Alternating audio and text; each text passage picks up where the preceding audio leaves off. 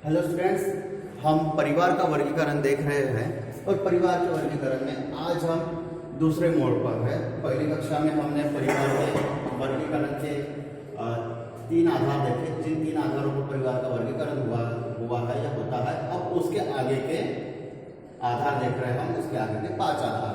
तो उसमें अब हम देख रहे हैं चौथा आधार जिस पर परिवार का वर्गीकरण होता है। तो चौथा जो आधार है वह है उत्तराधिकार के आधार पर। उत्तराधिकार अर्थात संपत्ति या सत्ता किसे मिलेगी वह निर्धारित होगा उत्तराधिकार के आधार में, जिसमें परिवार में सत्ता माता या पिता के वंश से मिलेगी। उसमें देखते हैं हम उत्तराधिकार के आधार पर पहला, उसमें 2 आधार दिए हैं हमने, पितृवर्गीय आधार और मातृवर्गीय आधार। तो पहला देखते हैं पितृवर्गीय आधार। पितृवर्गीय जैसा कि हमारे साधारण समाज में होता है या हमारे समाज में हो रहा है, जिसे हम क्या कह सकते हैं, पितृवर्गीय आधार। इसमें क्या होता है कि परिवार में बड़े पुरुष की या परिवार में आयु में सबसे बड़े पुरुष की क्या होती है, सत्ता होती है, संपत्ति पर अधिकार उसका होता है। ठीक है, उत्तराधिकार उसका होता है। और जब उसकी मृत्यु हो जाती है परिवार के बड़े बुजुर्ग की, तो क्या हो जाता है, उस परिवार का बड़ा बेटा क्या बन जाता है, उत्तराधिकारी बन जाता है अपने पिता का, और पिता का स्थान ले लेता है और परिवार से संबंधित सभी नियम और परिवार का संचालन वह करता है। अब हम देखते हैं मातृवर्गीय परिवार। तो मातृवर्गीय परिवार, इसमें क्या होता है, पूरा उल्टा। पर यहाँ पे थोड़ा चेंजेस है, बदलाव है, डिफरेंस है। वह क्या है कि मातृवर्गीय जो परिवार है, यहाँ पर माता की सत्ता सर्वप्रथम होगी, माता की सत्ता बड़ी होगी। यहाँ क्या होगा कि माता के द्वारा, जैसे हमारी माता है, हमारी माता की सत्ता होगी और हमारी माता के द्वारा जो हमारी संपत्ति है या माता की जो संपत्ति है उस पर अधिकार किनका होगा, हमारे मामा या हमारी मौसी के बच्चों का। ठीक है, तो ये होता है मातृवर्गीय परिवार। अब हम सदस्य संख्या के आधार पर परिवार का वर्गीकरण देखते हैं, जिसमें सदस्यों की संख्या निर्धारित करती है। तो उसमें प्रथम है प्राथमिक अथवा मूल परिवार, जिसमें पति पत्नी और उनकी संतानें। फिर विवाह संबंधी परिवार। विवाह संबंधी परिवार अर्थात पति पत्नी, उनकी संतानें और फिर उनके, जैसे मान लेते हैं कि पति है तो पति के माता पिता। ठीक है, ये हो गया विवाह संबंधी परिवार।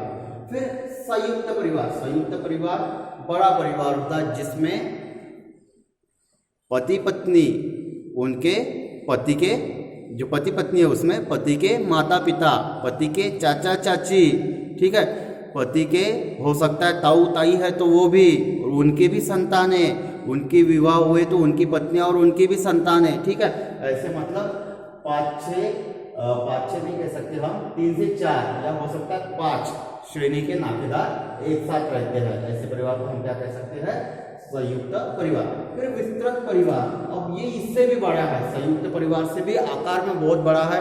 यहाँ पर 3, 4, 5 पीढ़ी के सदस्य रहते हैं। ऐसे परिवार को हम विस्तृत परिवार कहते हैं। फिर विवाह संबंध के आधार पर, अब विवाह का जो संबंध है उस संबंध के आधार पर हम परिवार का वर्गीकरण करते हैं।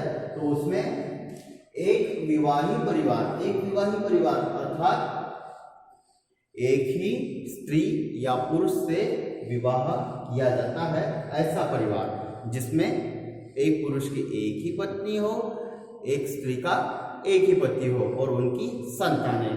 ठीक है, फिर बहुपत्नी परिवार, एक पुरुष की एक से अधिक, 2 या 2 से अधिक पत्नियां। बहुपति परिवार अर्थात एक स्त्री के एक से अधिक पति, अर्थात 2 या 2 से अधिक पति। फिर उसके पश्चात समूह विवाही परिवार। इसमें क्या होगा कि एक समूह के पूरे युवा दूसरे समूह के सभी युवतियों के क्या होंगे, परस्पर पति होंगे, और ये सभी युवतियां परस्पर इन युवाओं की पत्नियां होगी। ठीक है, इसकी पत्नी ये, तो इसका पति ये, ऐसा नहीं, ये एक स्त्री, इस ग्रुप की एक स्त्री, ये दूसरे ग्रुप में जितने भी पुरुष हैं सब उस स्त्री के को क्या हो गए, पति। एक पुरुष इस ग्रुप का, ये क्या हो गया, इस ग्रुप की जितनी भी स्त्रियां हैं उन स्त्रियों का क्या हो गया, वो पति हो गया। क्या, तो ये होता है समूह विवाही परिवार, जिसमें एक समूह के समस्त पुरुष दूसरे समूह की समस्त स्त्रियों के पति हो गए, अर्थात परस्पर उन सभी में क्या होगा, पति पत्नी का रिश्ता होगा। अब हम देखते हैं रक्त संबंधों के आधार पर परिवार। तो रक्त संबंधों के आधार पर जो परिवार है उन परिवार को देखते हैं। तो उसमें क्या है, सबसे पहला समान रक्त वाले परिवार या समान रक्त संबंध वाले परिवार। तो अब यहाँ पर क्या हो रहा है कि समान रक्त संबंध वाले परिवार, ये परिवार जो है, हमने अधिमान्य विवाह देखा है, सेम अधिमान्य विवाह जैसे ही परिवार है ये। इसमें क्या होता है कि व्यक्ति विवाह करता किनसे है, अपने रक्त संबंधी से ही विवाह करेगा, ठीक है, अपने ही रक्त वाले से विवाह करेगा और उनसे संतानें उत्पन्न होगी। तो ऐसे परिवार को हम क्या कहते हैं, समान रक्त वाले परिवार है, समान रक्त संबंधी परिवार। फिर सहयोगी परिवार। सहयोगी परिवार मतलब जो आजकल दिखाई देते हैं सर्वाधिक सहयोगी परिवार ही होते हैं, ये भी विवाह से संबंधित है।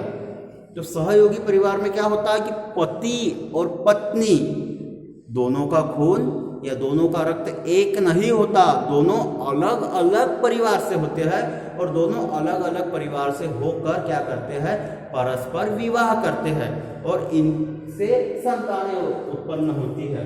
तो ऐसे परिवार को हम क्या करते हैं, कहते हैं सहयोगी परिवार। दोनों अलग अलग कुल के हैं, दोनों अलग अलग रक्त के हैं, दोनों अलग अलग परिवार के हैं, फिर भी एक दूसरे का सहयोग कर रहे हैं और पति पत्नी बनकर आजीवन एक दूसरे के सहयोगी बने हैं, ठीक है।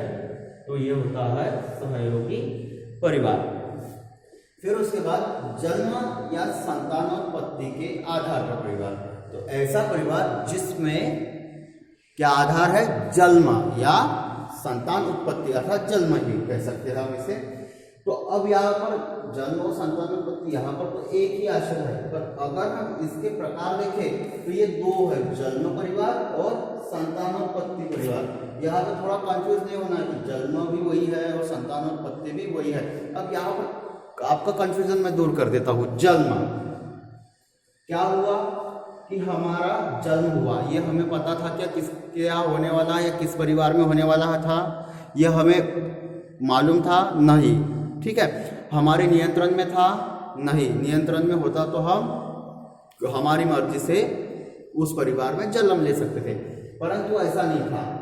हमारे माता पिता के घर या हमारे माता पिता के द्वारा हमारा क्या हुआ, जन्म हुआ, अर्थात हमारा जन्म जिस परिवार में हुआ है, हमारा जन्म जिस परिवार में हुआ है वह क्या हो गया, हमारे लिए जन्म परिवार हो गया।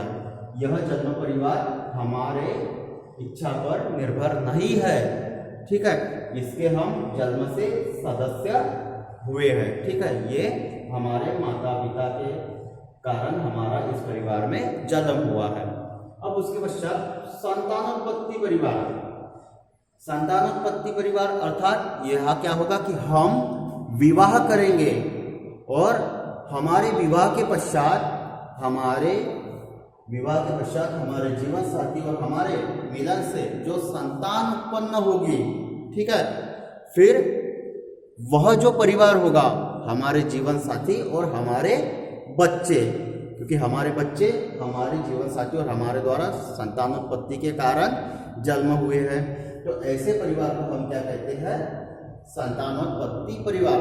संतानोत्पत्ति परिवार में क्या होता है कि हम संतानों की उत्पत्ति कर सकते हैं, इस परिवार की स्थापना हम हमारी मर्जी से कर सकते हैं, परंतु इस परिवार को हम क्या नहीं कर सकते, इसकी सदस्यता हम त्याग नहीं सकते, क्योंकि इस परिवार की स्थापना हमने स्वयं की है, इसलिए संतानोत्पत्ति परिवार का संपूर्ण दायित्व हम पर होगा, पति पत्नी पर होगा, उस परिवार के जो पुरुष और महिला है प्रमुख उन पर होगा। ये होता है संतानोत्पत्ति परिवार। तो आज हमने परिवार के वर्गीकरण में क्या देखा? उत्तराधिकार के आधार पर परिवार जिसमें दो आधार है, पितृवर्गीय और मातृवर्गीय। फिर सदस्य संख्या के आधार पर परिवार जिसमें 4 आधार है, प्राथमिक अथवा मूल परिवार, विवाह संबंधी परिवार, संयुक्त परिवार, विस्तृत परिवार। फिर विवाह संबंध के आधार पर जिसमें एक विवाही, बहुपत्नी विवाही, बहुपति विवाही, समूह विवाही। फिर रक्त संबंधों के आधार पर परिवार जिसमें समान रक्त वाले और सहयोगी। फिर उसके पश्चात जन्म या संतानोत्पत्ति के आधार पर परिवार जिसमें जन्म परिवार और संतानोत्पत्ति परिवार। तो आज परिवार का वर्गीकरण हुआ समाप्त। इसके आगे हम अगली कक्षा में देखेंगे।